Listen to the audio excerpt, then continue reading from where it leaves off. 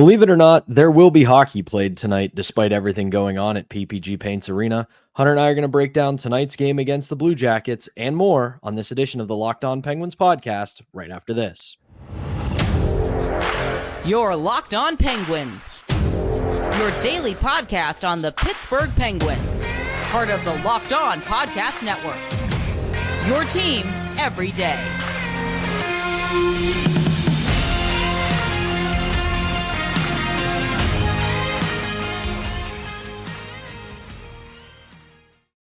Welcome in, Penguins fans, to another edition of the Locked On Penguins podcast. I'm one of your hosts, Patrick Damp, joined as always by the one and only Hunter Hodes. You can follow me on Twitter at synonym for wet. You can follow Hunter at Hunter Hodes, and you can follow the show's account at LO_Penguins. We are free and available every day on YouTube or wherever you get your podcasts. And we thank you for making this your first listen or watch of the day, because we're your team every day. And before we get started, today's episode is brought to you by Sleeper. Download the Sleeper app and use promo code LOCKEDONNHL to get up to a $100 match on your first deposit. Terms and conditions apply. See Sleeper's terms of use for details. So yes, despite all the talk about the trade deadline, who's staying, who's going, and all the excitement around the week of the trade deadline, there is hockey still to be played, and the Pittsburgh Penguins will, in fact, play a hockey game tonight, and that will be at PPG Paints Arena, where they will take on the rival Columbus Blue Jackets, otherwise known as our little brother. And it's going to be an interesting game because, one, we know where the Penguins sit right now. They are very much a deadline seller at this point. That has been pretty much confirmed by everybody, especially after the disastrous swing across Western Canada in the Pacific Northwest, that this team, as it sits this morning, as we record this on Tuesday morning, they're 10 points out of a wild card. They are 10 points out of third place in the Metropolitan Division. Things are not looking good. They've been unable to string wins together. And then they're going to welcome in a team that is still in the middle of a full teardown and rebuild in the Columbus Blue Jackets. They're 10 points back of the Penguins with 52 points. They have had an absolutely disastrous season. It started off with all the Mike Babcock stuff. Then Jarmo Kekalainen gets fired about a month ago. And they just are a team right now that doesn't have much of a direction. That said, a lot of young talent involved in that team. And they're coming into PPG Paints Arena tonight off a pretty huge win on Monday night, where they got a 6-3 victory over the Vegas Golden Knights. And I'll ask you this, Hunter, is it time to fire Kyle Dubas, because that 6-3 victory was aided by an Alex Nylander hat trick? Yeah, I think it's time to fire the entire front office for a former Wilkes-Barre Penguin going to Columbus and getting a hat trick in one of his first games with the Blue Jackets. I mean, didn't we see this with Kasperi Kapanen last year when he got dealt to the St. Louis Blues? He had that really hot start and then trailed off a little bit. We've seen that with a few other players over the years as well. But we've also seen other players who they've traded who have gone on to struggle a little bit. So my timeline was really weird last night on Twitter. I saw so many people freaking out about this. And I'm like, I understand the sample size was not that big, but he still had chance after chance after chance to make this team and to make an impact on this team. And he wasn't able to do it. He got time with Evgeny Malkin at the end of last season, Pat, when the Penguins were trying to really push to get into the playoffs. So I don't really know where this disdain is coming from. We can go at Mike Sullivan for a litany of issues regarding this team. I don't think Alex Nylander is one of them. Now, that said, are you going to put him down for anytime goal scorer tonight against the Penguins? Because I probably will, to be honest. Oh, of course. But I mean, yeah, like, all seriousness, you're right. He had plenty of opportunity to establish himself here, especially over the last two seasons. He was given chances. He was given extended looks. It wasn't like it was a guy that had two bad games, they buried him and then traded him away. He was given plenty of opportunity to succeed as a Penguin and just never did. And like you said, we see this not just with the Pittsburgh Penguins.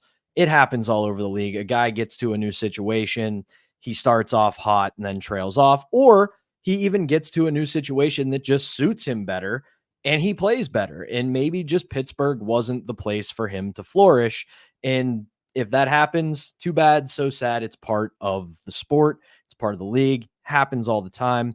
As for our Pittsburgh Penguins, here's what we're looking at going into tonight as the team has wrapped up morning skate earlier this morning. Jansen Harkins, game time decision. How will we ever get by without Jansen Harkins? Noah Chari is out tonight with an upper body injury, and Tristan Jarry will be between the pipes. And I know you've been waiting to say this name on the podcast. Who is starting in net tonight for the Columbus Blue Jackets, Hunter? A guy by the name of Jet Greaves, who I don't know if you can convince me that he's not an EA Sports NHL make-a-name goaltender, only has played in a couple of games this season so far for the Blue Jackets, but 2.52 goals against average, 934 save percentage. Again, only 2 games, 934, but still, this is a make-a-name goalie if I've ever heard one, but the Penguins are going to have to treat him as a goalie who does not have much experience in the NHL.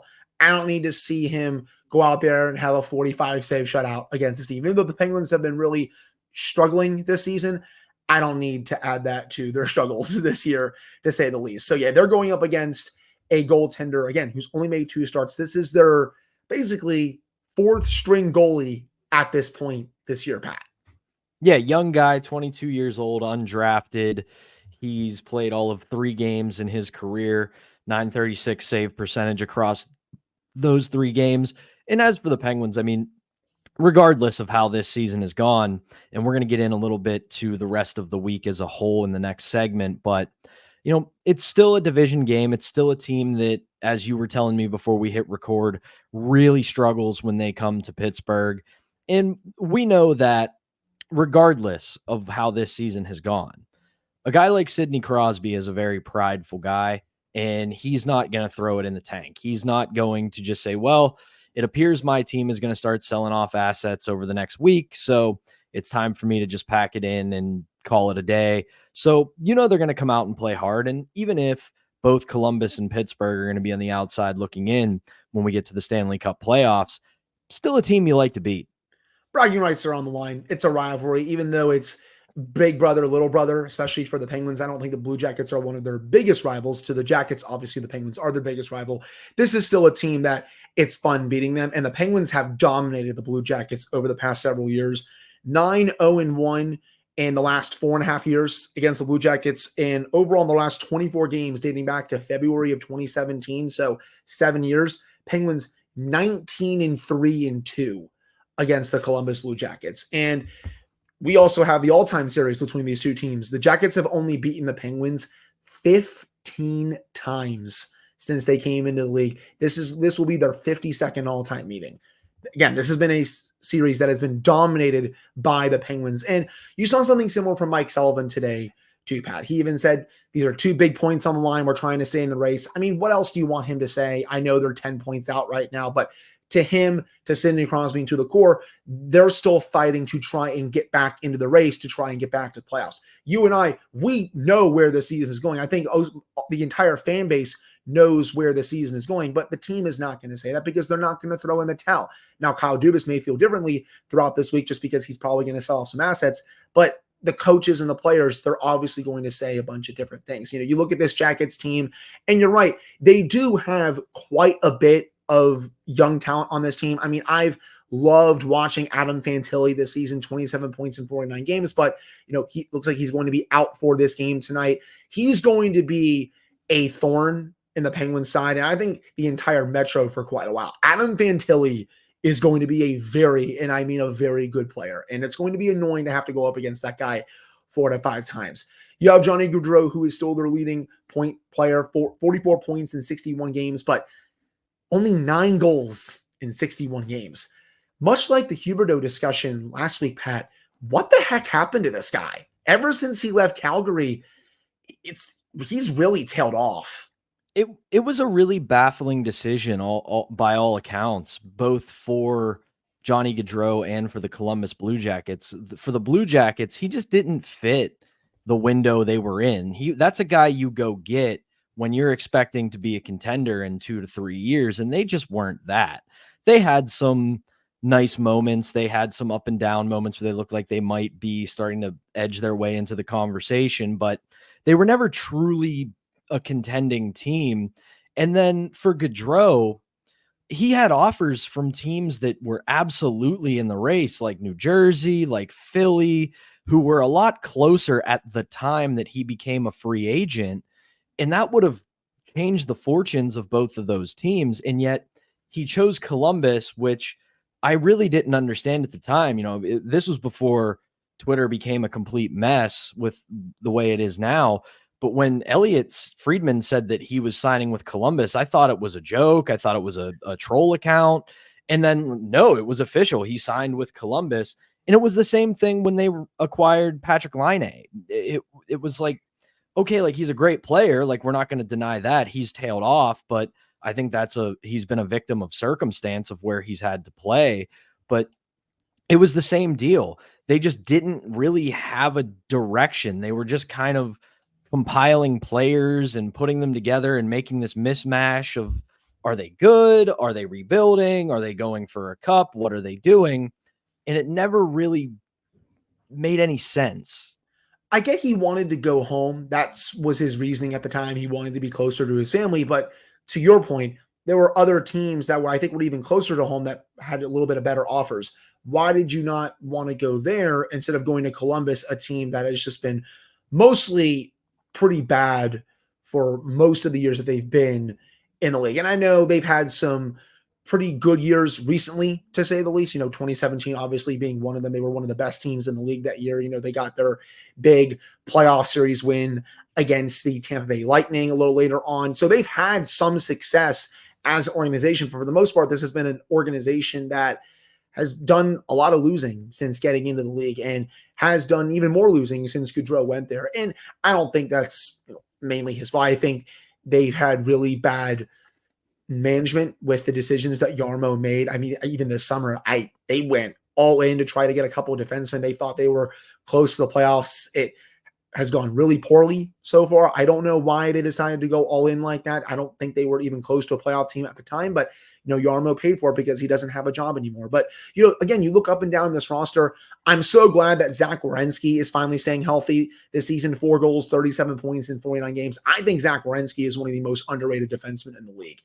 I think you can maybe argue that he's a little overpaid. I would disagree a little bit. I think when he's healthy, he changes the dynamic of that team at least a little bit. I get it, people. They're very, very bad overall. But when he's in the lineup, he still changes that team quite a bit. I really like Werenski as a player. You got Kirill Marchenko there, Boone Jenner. They could probably get a haul for him at the deadline if they wanted to, but they're not going to do that.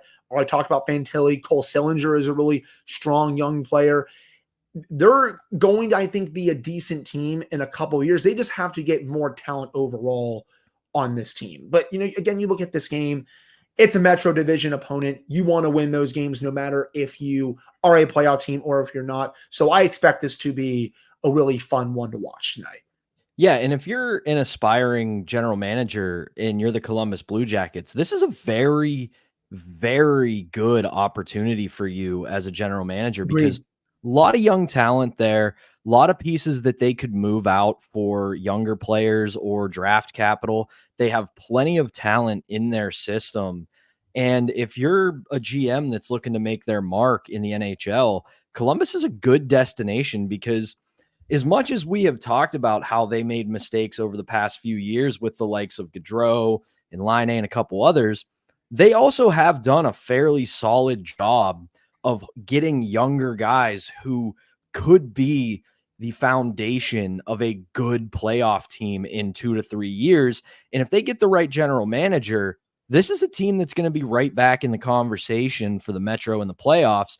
And if they play their cards right, it could be a team that contends maybe for a Stanley Cup in 4 or 5 years. So we'll see about that. But in the immediate, Penguins and Blue Jackets tonight, that goes off usual 7:00, and it'll be on Sportsnet Pittsburgh and all that.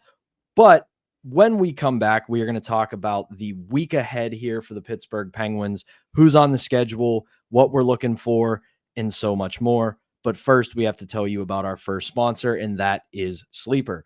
We're well past the halfway point of the season, Penguins fans, and we know how it has gone. We are a selling team, and we're looking towards next season. But regardless of the current standings, I want to remind you that you could win big by playing daily fantasy hockey on Sleeper, the official daily fantasy app of the Locked On NHL Network. Sleeper is our number one choice for daily fantasy sports, especially daily fantasy hockey, because with Sleeper, you can win up to 100 times your cash in daily fantasy hockey contests. Now, I love this app because, as I have said to you guys plenty of times, I'm not great at season-long fantasy, but daily fantasy, that's where I thrive. There's also the great chat functionality where you can talk some smack with your buddies when you're playing against them in Sleeper. And all you have to do is pick whether studs like Connor McDavid, Alex Ovechkin, Sidney Crosby, or Nathan McKinnon will record more or less than their Sleeper projections for things like goals, assists, saves, plus minus, and more in a given game. To win 100 times bet on Sleeper, you need to correctly predict the outcome of 8 player stats. You heard me, Penguins fans. You can win up to 100 times your money playing daily fantasy hockey with Sleeper. So start paying attention and nail your picks so you can start winning big. Use promo code LOCKEDONNHL and you'll get up to a $100 match on your first deposit. Terms and conditions apply. That's code LOCKEDONNHL. See Sleeper's terms of use for details and locational availability. Okay, we're back here on the Tuesday edition of the Locked On Penguins podcast. I'm Patrick Damp. That's Hunter Hodes. And it's a big week here for the Penguins, not just with the trade deadline. Like we have tonight, we've got a Metro Division matchup with the Columbus Blue Jackets. Then on Thursday, we welcome in Alex Ovechkin and the Washington Capitals, another big-time rivalry that needs no introduction, no hype. You know what that rivalry is, was, and always will be. Then on Saturday, the big bad Bruins and the Penguins are heading up to Boston to play them. And then on Sunday, Connor McDavid and the Edmonton Oilers come to town. We saw how that went on Sunday. So a week apart from getting smacked around by the Oilers, they're going to go for round 2. So this week, I think regardless of whether or not a bunch of guys get moved, we pretty much know that Jake Gensel is going to get moved. All signs point toward he is on the trading block and will be getting paid by a different franchise for the rest of the season. I do think, however, of the guys who are remaining, you're playing for next year. You're playing to prove that you still belong on this team. And obviously that does not apply for the Crosbys, the Malkins, the Letangs, the Carlsons. They're coming back. Regardless of anything, they're coming back. But it's those guys on the margins that maybe could be moved this offseason or could be involved in any other types of moves. So what do you want to see out of this team this week? Honestly, I just want to see that heart and that spirit that I really didn't see over the weekend against the Flames and the Oilers. The Penguins wilted under pressure in the final 10 minutes against the Flames. It resulted in a regulation loss. And then they didn't even show up for the game against the Oilers, especially when the Oilers were kind of just messing around with them in that game. It looked like Connor McDavid was kind of gliding around, not even really trying against the Penguins in that game. And that's kind of scary because the Oilers still won that game by a score of 6-1, and McDavid had 2 points in that game. I want to see a big response from this team this week. Even though they're 10 points out of a playoff spot, I don't want to see this team, just throw in the towel and just wilt and all that stuff. Show up and show some fight. It starts tonight against the Columbus Blue Jackets, a team that the Penguins have owned. You have the Washington Capitals on Thursday, a team that is also in a pretty similar trajectory like the Penguins are right now. They're also, it looks like, going to be selling at the trade deadline. Pens Caps is always a ton of fun. And then this upcoming weekend, you have the Bruins, who have been a bit struggling a little bit as of late, and the Oilers on Sunday. These are all, even though the Jackets are below them in the standings, that's still going to be a tough game. Then you have Washington, Boston, Edmonton. These are all still tough games for this team. And I really want to also see how the younger players respond to. What are we going to get out of Valtteri Pustin? What are we going to get out of Drew O'Connor? When some of these players get dealt this week, who is going to get an opportunity to come up from Wilkes-Barre? Sam Poulin is now healthy, Pat. Is he going to get an opportunity to come up now if some players get dealt? I would think so. Absolutely. So I want to see what some of these younger players can do once the trades get made. And that's something that I'm maybe looking forward to more after the deadline for the Boston game, the Edmonton game, not as much for the Columbus Washington game, just because who knows how many trades are going to be made by tonight or by Thursday. Yeah, and the one thing you brought up a little bit there is I do want to see fight. I don't want to see, I'm not talking like gooning it up. I'm not talking getting into the muck and the mud, but your season has not gone the way you expected it to go. You had aspirations of not just making it into the playoffs, but making a run in the playoffs. And that hasn't happened. And again, I don't really put this on the core because I think, again, they have very much done their jobs. It's everybody else around them that hasn't done well. But at the same time, you got to take a little bit of pride in your game. Like I said, you are now 10 points out of the playoffs. You had playoff run aspirations, if not Stanley Cup aspirations. And yeah, emotion after the fact kind of stinks because you sit there and think, okay, where was this 3 months ago? But if nothing else, you want to send that message to your teammates, to management, to the coaching staff, to the rest of the league that, hey, this year didn't go our way. We didn't achieve the way we expected to. We didn't play up to our standard. So at this point, we're going to be back next year. We're going to come back next year. This isn't, I think a lot of the talks of the demise of the Pittsburgh Penguins empire have been exaggerated. Now, said it before, they're walking a thin line. If they screw this up, then yes, the discussions of the demise of the Penguins empire are correct. But this isn't a team that is in year 2 or 3 of a rebuild and it just didn't go as far as people hoped it would go. This isn't a team that won a Stanley Cup recently and took a step back. No, this is a team that was built to go to the playoffs, to believe to be able to go to the playoffs, and not just go to the playoffs, but win a round or two. And that didn't happen. So like I've said about the power play, pride has to kick in here. You have to say, okay, you know what? This year's not going our way. Yeah, I'm still going to get my paycheck. I'm still going to finish off the season. But you need to show everybody that don't think we're dead yet. Don't think we're done. Show them that we're going to be back next year. Show them that, yeah, maybe we're not going to be in the playoffs this year, but you better not forget about us when the puck drops on the 24-25 season. Momentum. It's a really real thing in sports. I know some people out there like to say that momentum is not real and stuff like that, but it is. And if you can carry some of that into next season, at least maybe go on, I don't know, a mini run towards the end of the season. Again, I don't think they're going to make the playoffs. You don't think they're going to make the playoffs, but if you can still go on a little bit of a mini run, play some better hockey, carry some momentum into the offseason and into next season, I think that will, I guess, get some fans maybe a little more excited heading into the offseason and next season because of just the way maybe some of the younger players have played down the stretch, whole bunch of other things as well. I just don't want to see this team wilt in the final 22 games of the season. I just don't want to see them fully quit overall. I still want to see this team respond, play full 60 minutes more often than not, and just not, I don't know, throw in the towel, tank the rest of these games. I don't want to watch that type of hockey the rest of the way. And I don't think the core players will allow them to do that. They're not going to be playing like the San Jose Sharks have played like this season, the Chicago Blackhawks. You can throw the Ottawa Senators there, a couple other teams as well. I think for as long as the core continues to play like this, they're going to finish probably around that 11 to 13, 14 range for the draft this season. If I had to guess, I don't think they're going to be bad enough to get into the top 10 with obviously with the protected pick, but I think they're probably going to be around where they are right now. I just don't think they're going to fully throw in the tank.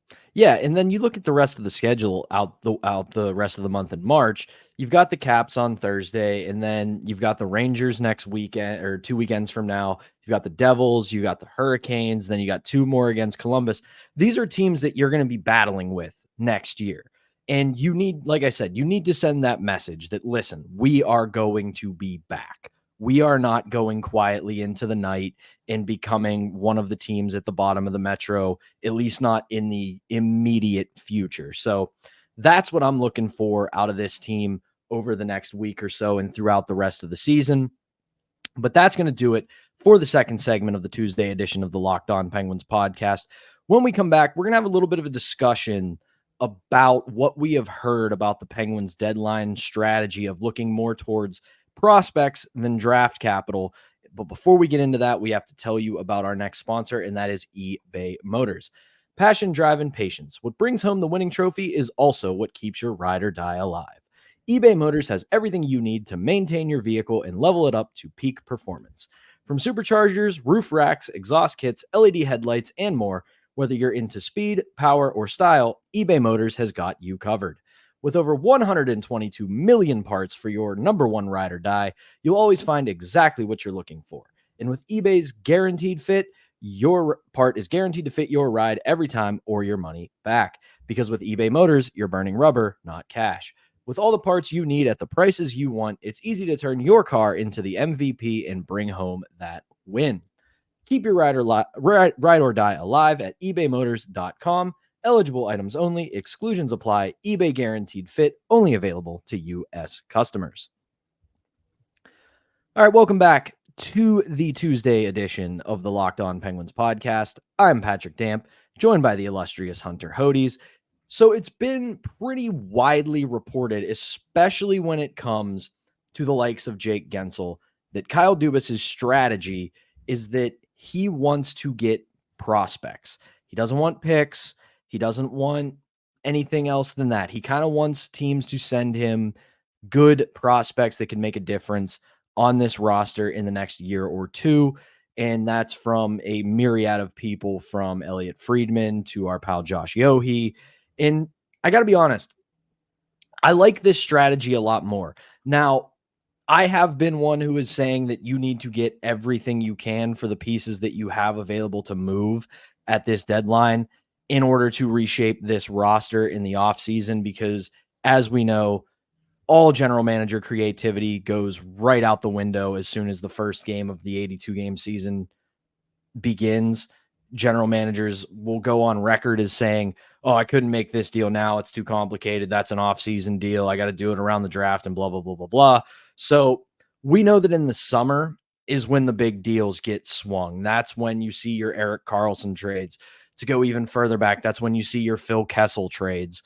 So do you think, Hunter, that Dubas targeting prospects more than just any kind of capital is the right way to go? Yes, 100%. I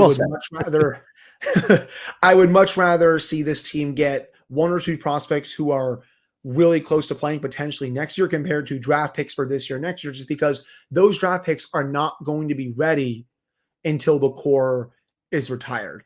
And with how I think next year is the last true big year for this team to contend for Stanley Cup, why would you want to get draft picks back over prospects? And yeah, I know some prospects are also magic beans. Draft picks are very much magic beans, but I know prospects are also in that category a little bit. But if you can get prospects who, again, are very close to NHL ready, that helps you for next season more than draft picks would. And that's why a team like Carolina is really interesting to me. They are all in to win it this year. They try to go get Elias Pettersson. It didn't work out. They have the prospects and the package to make this work. Someone like a Scott Morrow or a Jackson Blake makes a lot of sense for this team. I think Jackson Blake is a really good prospect for Carolina. He has a really nice shot, fluid skater, really strong playmaking ability. For someone who is not that big of a player, he still goes to the net pretty nicely. And I like him as a player. I think he could potentially make the Penguins as soon as next season if they were to get him back in a trade. Scott Morrow really moves the puck in his own zone well. He is a zone exit machine with the puck on his stick. When I was diving into him a little bit over these last couple of days, just because I'm looking at potentially what prospects could come back for a Gensel trade, there were multiple instances of him on the ice where two guys were fully draped around him and he was still able to get the puck out of his own zone to start the breakout. Those two prospects are really intriguing to me out of Carolina, and they are miles better than anyone you could get from Edmonton or Vegas. That's why I've been really keen on maybe seeing what Carolina could offer back in a Jake Gensel trade and why I would target one of those two players, because I think definitely in Blake's case, he could potentially be on this team as soon as next season. And then if you wanted to somehow get them to throw, I don't know, Marty Necas in there as a roster player and 19 goals, 43 points in 56 games this season, then you're cooking up a decent return for a 40-goal score there. That's a return that makes sense for the future and for the present, because you're getting back a roster player who has been a really good player at the NHL level and a prospect or two that could make the team as soon as next season. That's, again, what I'm looking for in a return for a Gensel trade and why you can't miss on the return. Yeah, and by all accounts, from just about every insider out there, Carolina is big game hunting this year. Yes. They're not following their usual method where they work with what they have and they eat around the margins and get a couple guys here and there. They're looking to make a big move. They're looking to go for it this year. And if Jake Gensel doesn't fit that mold, I don't know who does. And I like this strategy from Dubas just because here's the thing. We know this rebuild, once the core is gone, is going to take a while. It's not going to be 3-4 years. It's going to be 5 or 6. It's going to be quite a bit before this team gets back to any sort of contender status. So it's better now, if you're going to ship out a Jake Gensel, to get guys that can help you in the immediate, that are younger, that are talented, that have speed. And I said this the other day, even though we have kind of both come out and said maybe it's time to move on from Mike Sullivan, at the same time, if you get players who can fit his system and the way he wants the team to play, that could turn things around, because it really is a chicken and egg debate with Sullivan and management for the last few years. Because yes, he's made some very baffling roster decisions and some very baffling deployment decisions, but Hockey Ops hasn't exactly given him much to work with. So yes, he should have adjusted, but also, the coach that you have, play to that strength. So, if you are going to hold on to him, players like you named would fit his system very well. So if you can get younger, faster guys who can make an impact at the NHL level in the next year or two, things might look better. And we know that there are guys who are young and fast and can play with Sidney Crosby. We have seen this happen multiple times, including the guy we're talking about shipping out, who fit in with him because they play a smart game, they have talent, and they're quick. So I like this decision. I think Carolina's your A1 call. You're calling them as much as you can to get. Them and Vancouver are my A1 and A2, I would say. Vancouver has Vancouver. Fun, but go ahead.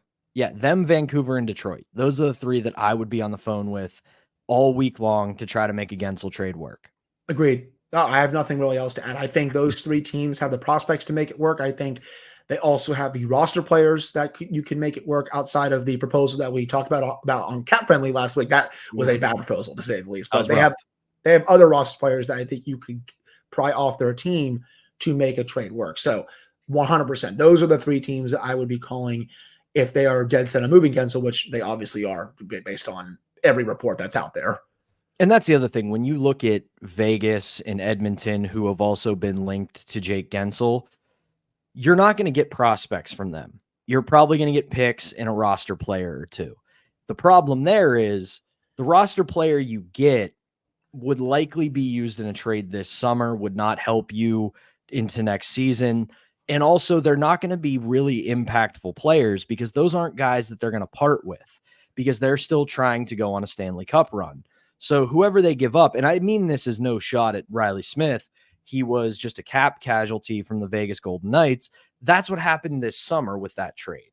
Yes, he's a good player. Yes, he was a big contributor on their cup run, but they looked at their roster and said, okay, who can we afford to lose to do better on the cap this season? And they chose Riley Smith. And for the most part, that was the correct decision by them. So you don't want to have a repeat of that. Agreed. Yeah. I mean, they obviously made the right call by dealing Riley Smith and keeping Barbashev on that team for the foreseeable future when it came to last offseason. If there's one other team I'll throw in there with the three that we talked about for Gensel, the Panthers, I think they also have the prospects that can make it work as well, better than Vegas and Edmonton, but still not as good as the other three teams that we talked about. Kind of like a fourth place team, if you want to call it that. Yeah, for sure. But that is going to do it for us on this edition of the Locked On Penguins podcast. We will be back tomorrow to recap this game. We also are on call in case Kyle Dubas decides to make any moves between now and the deadline. We'll be sure to pop on here and get you a quick update and then give you our full thoughts on the preceding episode. But this has been it for the Tuesday edition. For Hunter Hodes, I am Patrick Damp. Thank you so much for tuning in, and we will be back tomorrow.